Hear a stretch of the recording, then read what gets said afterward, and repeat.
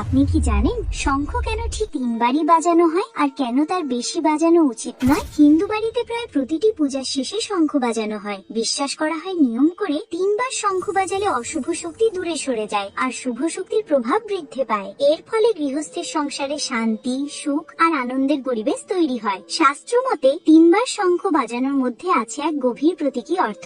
এই 3 ধ্বনি মানে ব্রহ্মা, বিষ্ণু ও মহেশ্বর 3 প্রধান দেবতার আহ্বান। প্রথম ধ্বনি হলো ঈশ্বরের আবাহন। এই শব্দে ভগবানকে পূজায় আসার জন্য আমন্ত্রণ জানানো হয়। দ্বিতীয় ধ্বনিটি হলো অশুভ শক্তির বিনাশের জন্য। বিশ্বাস করা হয় শঙ্খের এই পবিত্র শব্দে চারপাশের সমস্ত নেতিবাচক শক্তি এবং অশুভ আত্মা দূর হয়ে যায়। আর তৃতীয় ধ্বনি, এটি হলো ঈশ্বরের জয়ের ধ্বনি। এই শব্দে ঘোষণা করা হয় যে সমস্ত অশুভ শক্তি পরাজিত হয়েছে এবং ঈশ্বরের জয় সুনিশ্চিত। কিন্তু যদি 3বারের বেশি শঙ্খ বাজানো হয় তাহলে দেবতার সঙ্গে সঙ্গে দানব বা অসুরেরাও আহ্বানিত হয় বলে বিশ্বাস করা হয়। তখন দেবতার আশীর্বাদের বদলে অভিশাপ নেমে আসতে পারে। তাই তো বলা হয় পূজার শেষে ঠিক 3বার শঙ্খ বাজান, না বেশি না কম।